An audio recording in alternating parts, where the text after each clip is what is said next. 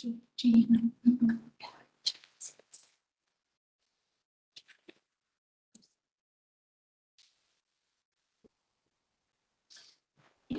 Just like.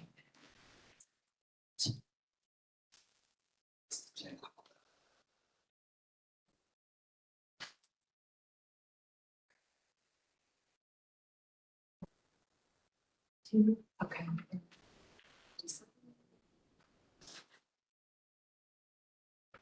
Okay. Oh, so we're working for.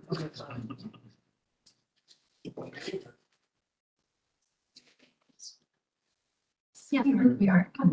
Hi, I'm Tori Silas. Nice to meet you, Madeline. Is it okay? Can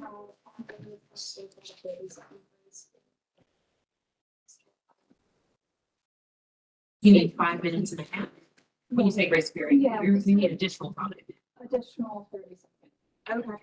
I don't think I'll need it, but just so that I don't. Get cut off. That's fine. I'm fine. Is anyone else making statements or comments? We opened it up just to the candidate. Okay. Speak. Is the other, I haven't seen I believe, Lynette? if any of the other candidates. Okay, that's fine. The reason I was inquiring, I wanted to offer that additional 30 minutes to them, so we keep parity. So if we give, Madeline, if we give Madeline, 5.5 minutes, we'll give the others 5.5 minutes too. And we know that they're not going to join virtually, No, we can offer. virtual comment. Okay. I just want to make a comment that camera is also the speakers, and you guys are the farthest away, so you may need to talk a little bit louder. Sure. Okay, great. And those in the audience, you're really close to the speaker, so please don't have side conversations. Thank you.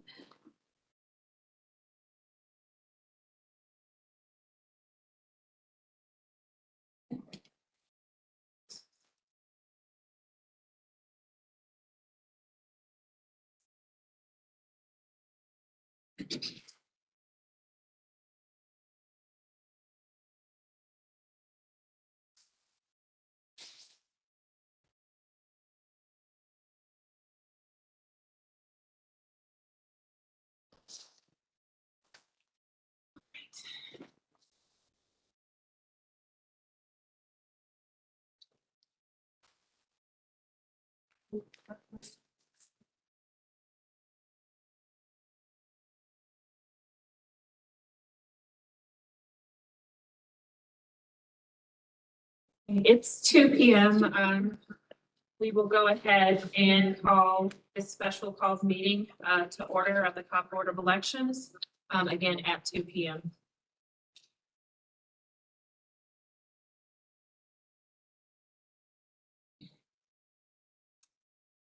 I think how we will handle this is first, we will hear from any of the candidates that were in the race for Kennesaw Council special election. And I believe, ma'am, you are the only one. If you'll take the mic or takes the mic, please. And notwithstanding, this was posted to the website. Just for those of you that might be joining us virtually, on the website, we did post an agenda for this meeting. It was noted that each speaker would be limited to 5 minutes. We will, per one candidate's request and any others that were to join us that we may not be aware of that will be joining us, but that time frame will be extended by 30 minutes. So you'll have 30 seconds. Thank you. 30 seconds. So you'll have 5.5. Okay, thank you. My name is Madeline Orchena. I was previously certified the winner of the Kennesaw City Council Post-1 election. Many of the odd circumstances regarding my opponent previously addressed have left Kennesaw residents with much confusion and concern. However, a smooth and careful process is supposed to restore confidence and faith in the validity of the outcome, regardless of bizarre circumstances. This has not happened. In fact, the opposite has happened. After a loss, I would love to be able to graciously congratulate my opponent and swiftly turn my focus back to serving my community. But due to gross incompetence, lack of transparency and communication, I and so many others are left with no choice but to doubt this certification. Only 31 votes now separate me and my opponent. Leading up to the election, most notably, we became aware of more than 1,000 voters not receiving their requested ballots. Voting rights organizations have reported several additional complaints outside of the 1,000 that were acknowledged from voters who never received their ballots. Cobb Democrats stated, the absentee ballot operation has been a complete mess, and we suspect that many applications were never processed. On election day, issues continued at precinct 3A, beginning with the opening 45 minutes late and having a last-minute court order extending voting hours at that precinct until 7:45 p.m. Approximately 17 voters were in line to vote at 7:45 p.m. The last voter in that group cast their ballot at 10 p.m. It took 2 hours and 15 minutes to process 17 voters, a few of whom walked out before voting due to a long wait time. 2 calls were made to Janine Epler during this time period to make her aware of the situation and try to get some relief for these voters. One poll watcher reports, as a veteran poll watcher, I have served in this capacity for at least the last 6 years for every election. I truly believe this is one of the worst experiences I have ever witnessed for voters. It was clear there was a lack of training and understanding by the poll workers and managers present. The manager was ill-equipped to handle the slightest problems, and as a result, several voters suffered and were not even able to cast their ballots.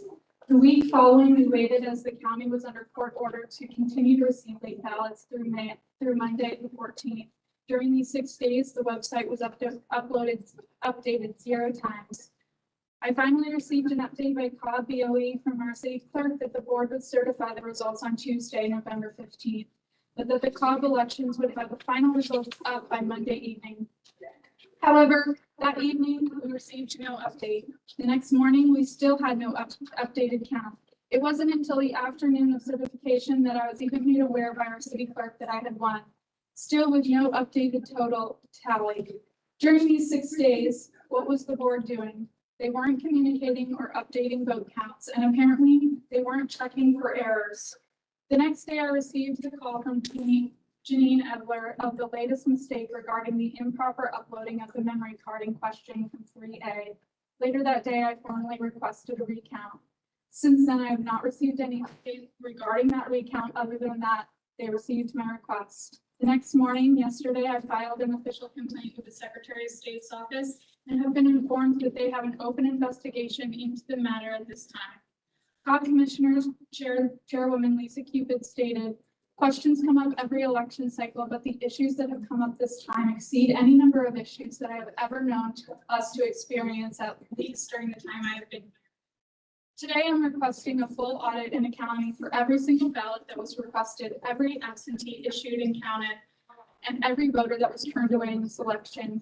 In total, the number of voters not receiving ballots, voters who are unable to wait out the failing processes at precinct 3A, and the incompetence in counting these ballots, and fails to check for errors prior to a certification is more than enough to affect the outcome of an election with a 31 vote margin. This is unacceptable and therefore should not be accepted. Apologies, however sincere, are not good enough. Promises about next time are not good enough. My community deserves better. Our rights have been infringed. Our democratic processes have been broken. You have the responsibility to make sure that this election is, and every election is fair, free, and trustworthy. That is your duty. Kennesaw already suffers a painfully low voter turnout. I fear that this Board of Elections has only served to worsen the problem, and I'm sad for my community and for so many voters who did not feel that their rights were protected. Thank you.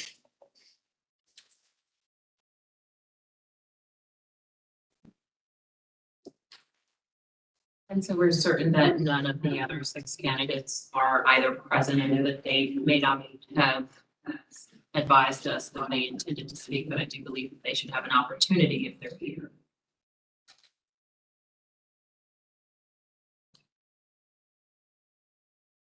They are not here, so we'll move on.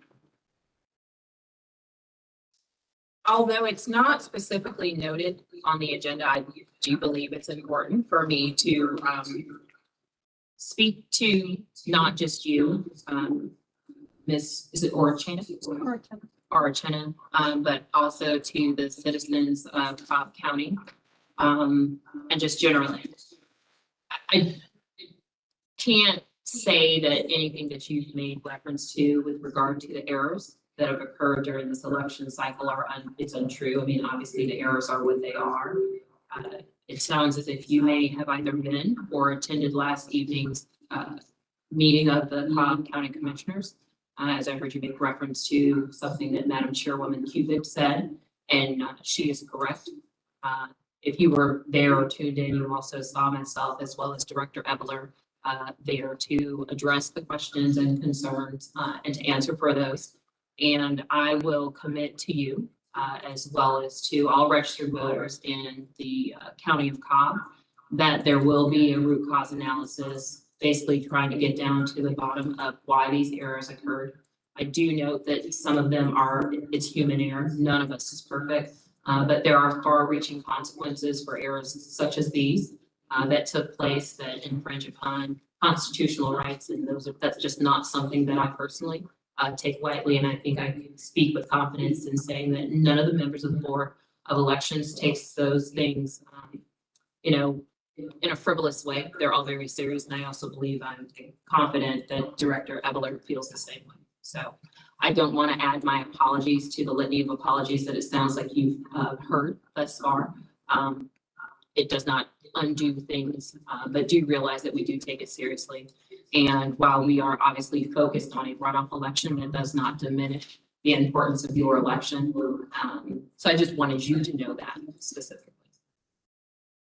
However, we do have information. The board was presented information on Wednesday afternoon with regard to the ballots that were not uploaded that were noted on the second memory card from the Kennesaw 3A precinct. And at this point, the board must take those ballots, that ballot count into consideration.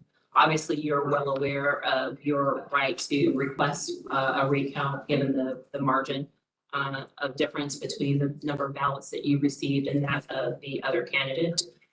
But given this process, we do have to move forward with a recertification. And so that being the case, the next item on the agenda is the recertification. So you have in front of you the new results that the other memory card. It obviously would have changed all of the races because there were 789 ballots on that card. But significantly, of course, changed the Kennesaw Council race. I would just like to mention that although, of course, we're sorry for the hope that you had that been certified and that you had won, Ms. Burnett equally has to rely on these results, and she actually had the most votes. So she also has a stake in that. This is the new results that we have to certify. So I present these to the board today and ask for you recertification. And then my question to your reference to significantly, obviously the ballots that were on that memory card, there were ballots for, or there were other races that were taken into consideration, but just for, and I know the answer to this question, but just so that it can be spoken in public, this is the only race to which the result changed in connection with those additional ballots, correct? Correct. The outcome change. The outcome. Yeah.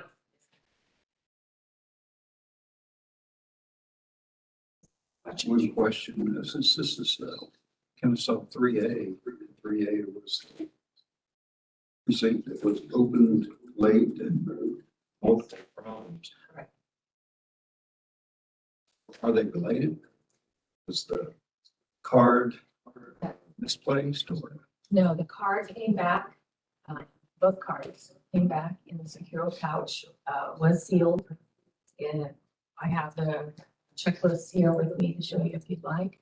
It was received into our computer room and unsealed and marked that there were 2 cards in the pouch the cards were given to the person that was uploading into the tabulation system. That person also had a log and check marked 2 check marks for Kennesaw 3A. But apparently physically didn't complete that action. Checked it off. So, the problems that were referenced in Kennesaw 3A, obviously that was happened earlier. They were significant problems. We ended up sending out our trainer to help them complete their work because poll manager was new. And apparently a lot of the poll workers were also new. And they were, because they were under court order, they had to complete the last voters with provisional ballots. So all of those people were waiting that long to complete the provisional ballot process. Still, it should not take 2 hours. This was definitely human error. Memory card issue was human error, as far as we can tell. My recollection, when you shared with us the information about this, you said that you saw ballot images, and if I'm misstating what you communicated to me, please correct me. You saw ballot images, but you did not see a ballot count. Is that correct? So moving forward as to how we found this. Yes. On election night, obviously the memory card wasn't uploaded. And we were preparing for the audit the day after certification. And going through some of the processes for the audit created what's called a ballot manifest. So when the ballot manifest did not have the second memory card or the results from the second memory card on it, we looked in the computer system where the results are. And Kennesaw 3A second card was there, but it had no check mark in the results column, but it had check mark in the ballot images column. Because the way that we upload is we upload on election night just results. And then the next day we upload all the images because it would take too long to provide results. So the card had been there all along and the images were uploaded the next day. But the initial upload of the results on election night is what did not happen. So just from a procedural standpoint, I want to be certain that I understand what you just said. On the evening of the election, when the cards come back, we upload the results. That's a numeric number, Correct. or number is numeric. Yeah, That's a numeric representation of the results. it's ones and zeros at each candidate. And then on the day following the election, we upload the ballot images. Correct. What type of reporting comes out of that? Once you, I mean, we upload the number on November the 8th, we uploaded images on November the 9th. So then my question is, yes, the information is uploaded. What do we do with it? Would there not have been some type of report or not some type of visual where I could have seen or exactly that we would have been able to catch this?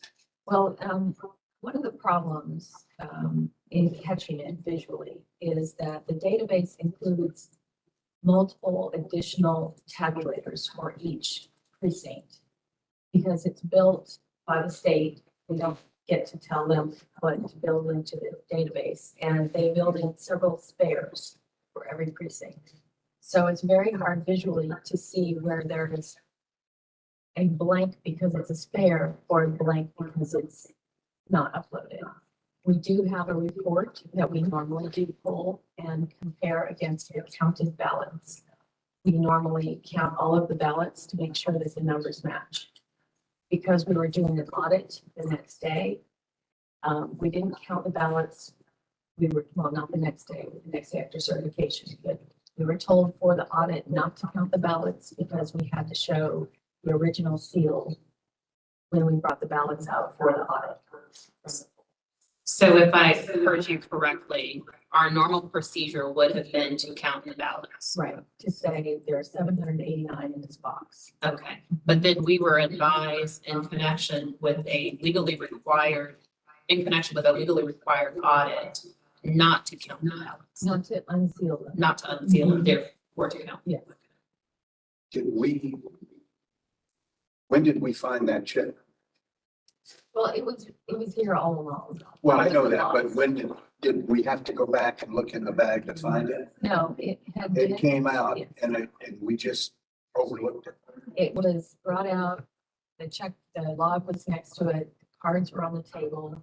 This is the procedure, cards on the table. Right.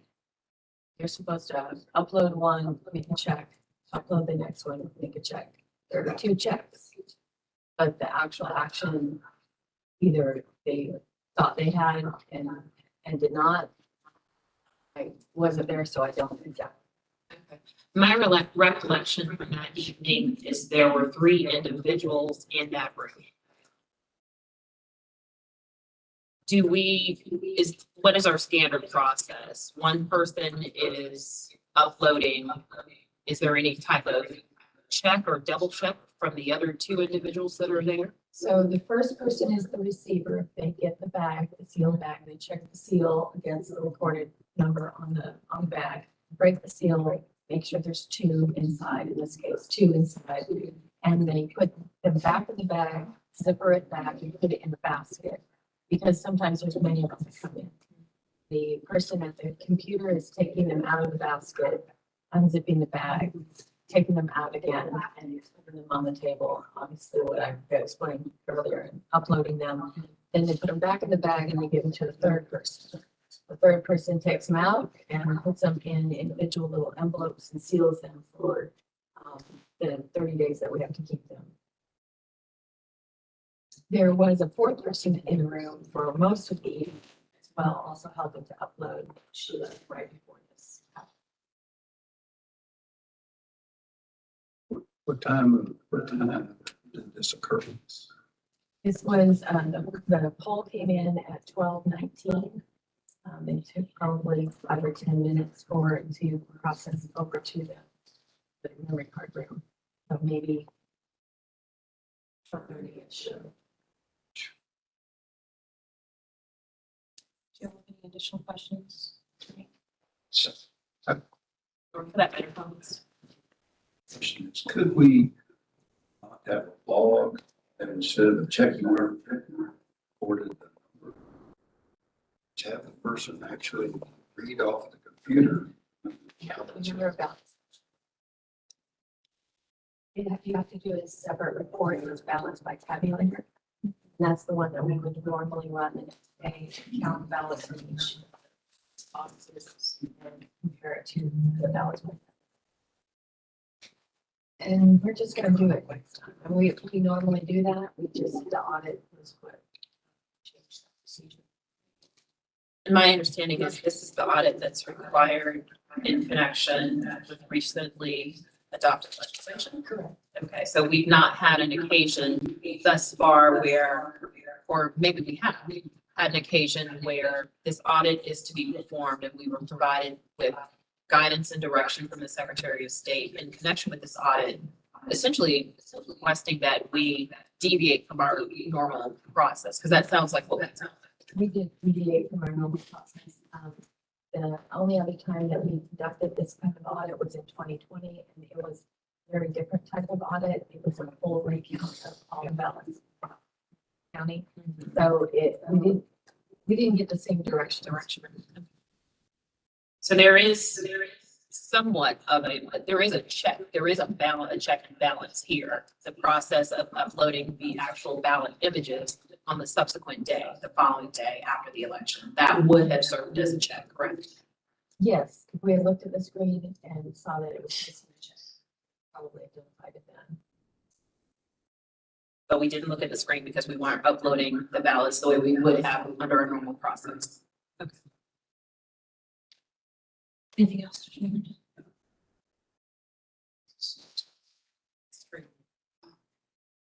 So at this point, the request is to certify or recertify the election return results from the county.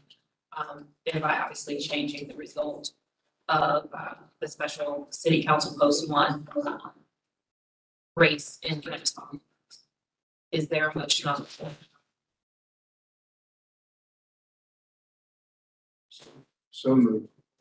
It's been moved and properly seconded to I'm sorry, it's been moved. Is there a second to recertify these results? I'll second. It's been moved, properly seconded to recertify the results from the general election of 2022. All those in favor? Aye. No. The motion passes 2-1. With that, we will adjourn this meeting. Thank everyone for their presence and participation. One quick question. What about the recount? Within this margin, 0.5%. So that there's two processes of recount, and we're now in the second one. The first one, either the superintendent, the board, or a candidate can request it before certification, but that's something you'd have to meet and approve. That's just, if you think there's a discrepancy or a candidate thinks that they can request it, that's discretionary. But now that we're on the tax side of certification, the statute says that if it's within 0.5%, there's an automatic right to recount. 2 days. Okay. So, and she did request it. My understanding from the email communication is that we were going to take that up here. So thank you for raising it. My apologies for not noting that prior to attempting to adjourn the meeting. So obviously this is an automatic right. She falls, or this race falls within that, that margin error. So we will go ahead and proceed with the recount. Janine. So, the recount process in the code says that, we notify the candidates and date, you would test a scanner, fast, high-speed scanners. And if you can find a scanner that works, then you conduct it by machine, scan them all back into the central scanner. If a scanner does not pass its LNA test, basically, then you can move on to a hand count. But there isn't an automatic provision to request a hand. However, I believe it's within the purview of this board to determine and make a decision as to whether. I think you're, there's a statutory process that we have to follow. And after that, I think there could be an additional measure, but I think you have to follow the statutory process. And the statutory process requires this to be done by a scanner, so electronically, the hand count, or the recount is electronically, correct? Yes, First is the scanner, then we can do an in count. yes, you can, yes, I think that's, the board's discretion is to, that's right. So my understanding is the timing is within 2 days of the granting of this, or not the granting of the request because it's automatic. We don't have to grant that request, correct? So I believe it's within 2 days of certification, she can request it, and it kind of takes. There's a lot of fine print in that section. I do know that the state is planning to certify on Monday, so it would probably be something we do this weekend. And when you say if we can pull it off, what's necessary? Well, we'll have to identify all the ballots from Kennesaw 3A. Well, actually, it's for the whole race, so we'll have to do all of the Kennesaw precincts, not just the election day precincts, all the advanced voting ballots, which are mixed among all of the advanced voting locations, and then the absentee mail, which is supposed to be divided by precinct.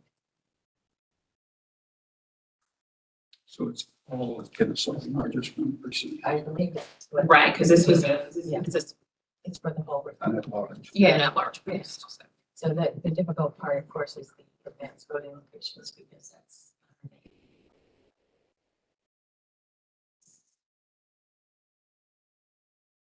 Is that done? By scanner. That's why it's, so it says to do it by scanner. Scanner, okay, so So the scanner would read all 181,000 ballots. Right. Pick out those that are in Kennesaw. Yeah, because you can set the system to report only on a certain race. So we would report out, even though it's scanning all of them, we would report out any. what's the timing on getting the test done? Because obviously that's the first step here, testing the scanner to make certain that it passes the appropriate test, and then you conduct the ballot count by the scanner. We'd have to notify the Candidates. to- It's really not, that isn't that much to, before the actual recount, you can do that at the same time. So you would want to notice.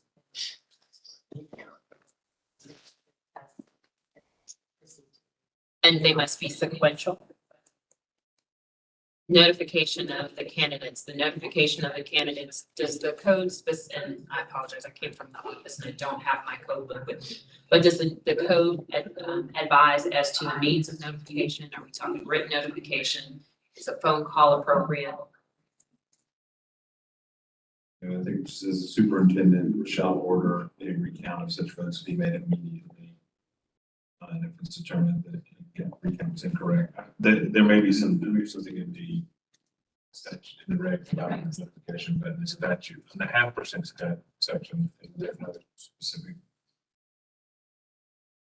I just am curious as to whether these can move forward on parallel timeframes in as much that we can go ahead and start the notification process at the conclusion of this meeting, and then go ahead and begin the process of testing a scanner. To the extent that the Secretary of State is going to certify results on Monday, it's Friday at 2:30. So just wanting to move as efficiently and effectively as possible, not making mistakes, but if this is something that we need to conclude prior to the Secretary of State certifying on Monday, I just want to identify the opportunities to, again, communicate to the candidates and simultaneously begin the testing process for the scan. Who verifies the scanner? Does it the Secretary of State's office or our office? We do testing before every election. Yeah, I knew we did, but I didn't know if they had to come in. And have we started we've not started LNA testing because the scanner would be involved in that, but have we started LNA testing for the runoff as of yet? Okay. So can see that we just don't know whether do we have to use the specific scanners from Kennesaw 3A? No, we use the high-speed central Your scanner. scanner. And have we started that or have we? Yes. Okay, so conceivably, we could have already done the testing of the scanner. We just need to confirm with the team that's conducting the LNA testing. Yeah, so the requirement for using the scanner is in Secretary of State regulations. What section? So it's Secretary of State Rule 183-115.03. It's the recap procedure that's very specific. There's a statute, there's a separate, it's more broad. That's Georgia Code 21-2-495. But then the specific procedures laid out in the elections adopted by the state elections board. Okay. And what provisions of that are relevant to what we just discussed? Well, I'm reading it now. It says a recount shall be conducted by manual hand count only as provided. But if the scanner doesn't want to 4x4. So. Okay, so we'd have to we'd have to get a quarter to do it anyway. But with regard to what's presently on the table, it's a matter of having a electric recount. Nothing there with respect to notifications to candidates. say that it could be something that isn't. No. Just be. It says it shall be open. Yeah. Oh, no, it's absolutely. I'm just saying as to how we do it. I mean, to me, it's phone calls followed up via emails today.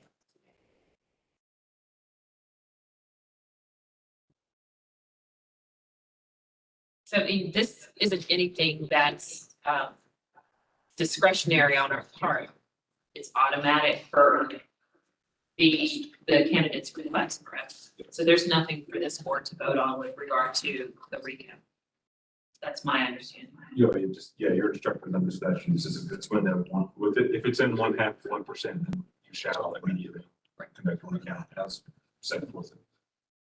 Okay. Anything further? So the recount we will conduct it or begin the process of preparing to conduct it as soon as possible. We will keep you as well as all candidates informed as to where we are in the process with an eye towards completing it as soon as necessary or as soon as possible. Ideally, obviously prior to Monday's proposed certification of the state's election results by the Secretary of State. Is there anything further? Now the meeting is adjourned. Sure. Question for clarification, the change in the normal procedures for COG, that was related to SB 202? When you say, Well, you mentioned that direction from the SOS office was the reason that things were done a little bit differently this time with counting. yeah, my understanding, as was described to me, is that there's a provision in section 202 that SB 202 that allows for an audit. I know that Director Evler made reference to an audit that was conducted in 2020, but this particular audit is provided for in section 202. And so, yes. And that would trigger the change. Yes. Can I ask a question? Certainly. Were there any consequences given to the poll workers that presumably? Well, it wasn't a poll worker, as I understand it. Setting aside the issues that we've been very transparent, that have been discussed today, that occurred at Kennesaw 3A. My understanding, as described by Director Evler, and I was here that evening, there is a process by which poll managers and a poll manager assistant or a second party returns all of the equipment and the memory cards to us. That process was followed, hence the reason why we have it on a record that both of the memory cards from Kennesaw 3A was, both of them were brought back to us. Hence the checks. However, I'm not finished. It wasn't a poll worker. It was actually someone here in the office. That's my only point. Okay. It was someone that was here in the tabulation room as described by Director Evler. I saw 3 individuals in there that evening. Apparently there were 4 in there. And so it's one of those individuals, whichever was responsible for taking the memory card, putting it into the computer and uploading the results, the count on the ballots that evening. Well, apparently lies with that person. I am not aware of any consequences. Could Yes. I ask you a question? Sure. Is there a camera that sees everything that has taken place? You are referring to what transpired in the tabulation room? Correct. I don't, Taking out the disk or whatever it is, and uploading it, is that all on the camera? is there a camera in the tabulation room? Cameras in the room, may have captured that. Yeah. And is there a way to verify that every single vote on that was legally cast and fully vetted as a citizen of the city of Kennesaw? They checked in at the polling place. They were on. But on this recount, are they gonna check that every single vote cast for those candidates is truly and legitimately a city resident? As I understand it, the ballots have the precincts associated with it, correct? So when you're scanning the ballot